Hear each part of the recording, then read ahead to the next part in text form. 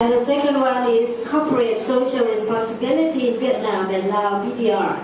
What has been done? So ladies and gentlemen, I'd like you to welcome Dr.Nattavud Pimpa for his presentation.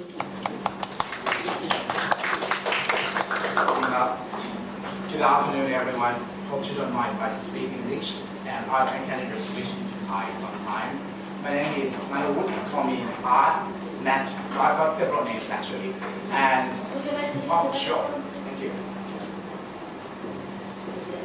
Well, first of all, let me tell you one thing.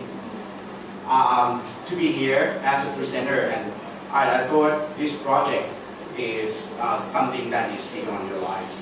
But when I walk into the classroom, I see 90% of the audiences are students. So let me ask you these questions. How many of you have been to Laos? How many of you have visited Laos? I go to Laos, No. Laos. How many of you have been to Vietnam before? Vietnam. Okay. Well, it's very interesting because the first story that I need to share with you today is just next door to us. A story that happened in two neighboring countries, Laos PDR, or Laos and Vietnam. Okay. When I work as a researcher, I work at a university in Australia called RMIT, or Royal Melbourne Institute of Technology. And my area of research is in international business. Okay.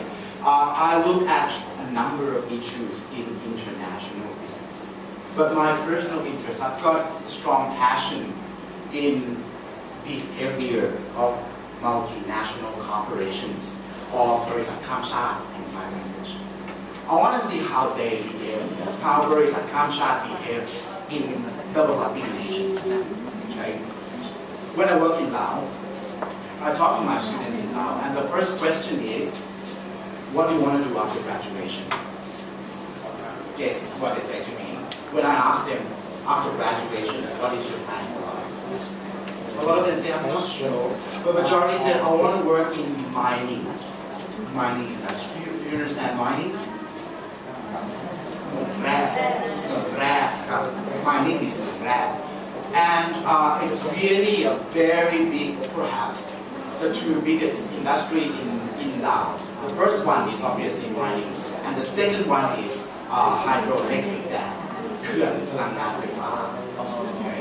So these two particular industries are international and important. Well, what I want to know here as a researcher, I want to understand the way that mining, that companies improve the condition of living of people in Laos and in Vietnam. Okay, hope you get it. Well, so I try to modify this, why I'm interested in this issue. How many of you use Twitter?ใครใช้ Twitter บ้างครับ? Okay, you have to use it. It's fun. As part of social media. Well, when I follow Twitter, we follow ideas and have research. There's one hashtag called white poverty. You just go on Twitter and search hashtag white poverty. And they talk about issues of developing countries such as Zambia. Zambia is obviously one of the natural resource rich countries. But if you look at economic condition in Zambia, Zambia is among the poorest nation in the world. Why is that? It's such a contradiction when you think of a country which is rich in natural resources, but poor economically. Zambia also high in terms of HIV rate among teenagers, and the level of education is very low. So that's my question. When I talk about countries such as Zambia, I can't help thinking Laos, Vietnam, Cambodia, and Thailand, where we also have richness in natural resources such as gold or silver and copper. But when you think about mining industry, research in this area really mentions that mining is limited within a particular area. It's It's only in one particular geographical areas. And a lot of people say, well, if you think of the reality, most mining are located in rural areas. Right? And when multinational corporations transfer from, say, developed nations such as the US, Australia, or somewhere in Europe, they came into the rural area, and this is term, they raped the country. So I want to understand, is that a real thing? So at the first step, I look at the literature, I look at work in international business science, in community development, and in different aspects of social science. At least, what I try to understand. First of all, I want to understand the socio-economic impact of international mining industry from two macro countries. Okay? Let me ask you a question. Do you understand the term macro country? What constitutes macro countries? Laos,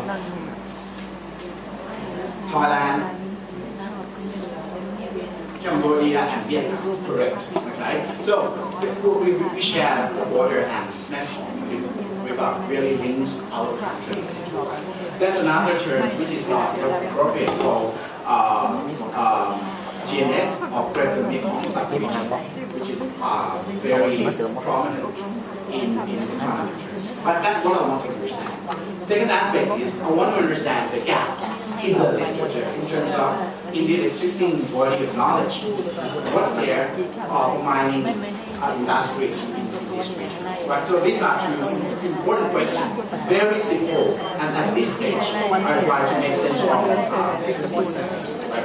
What I've done, well, perhaps a little technical for a number of you. I look at the literature, I look at study, I look at particular research in this area and try to identify themes here. So let me share the findings with you. Well, the first question, what kind of contribution, what kind of developmental aspect that mining multinational corporations First of all, environmental issues.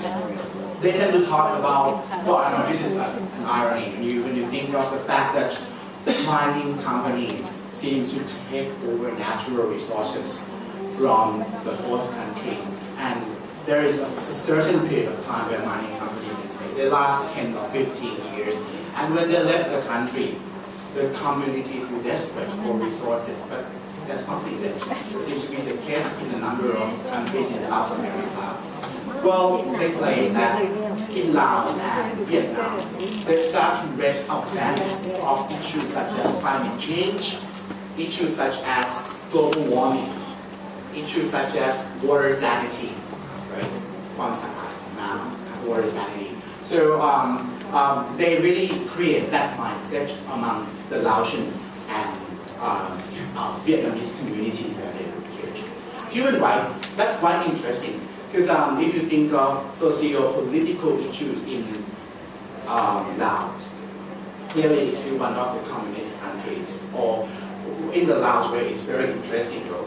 It's not the traditional communist regime, it's a very interesting way of political regime. But they talk about the way that companies work with the community to engage them into a number of human rights issues.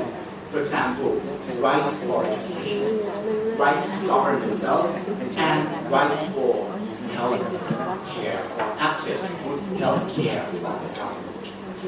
Labor standards. If you think of the fact of life, when you finish work in some part of the world, the standard of work can be quite disadvantaged, right? We understand that companies really work on ways to improve labor standards in those countries, as well as community involvement.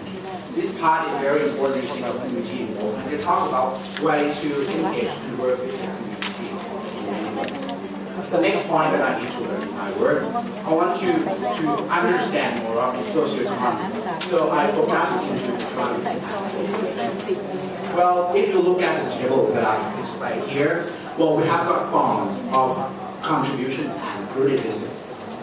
What approach that mining multinational corporations were to develop economic situation in those countries. obviously it's something new. They talk about we provide tax to the government, we create trust fund to help people, we work with the local suppliers, we create jobs, we employ people, and we provide financial schemes to support people. However, we can't live without criticism.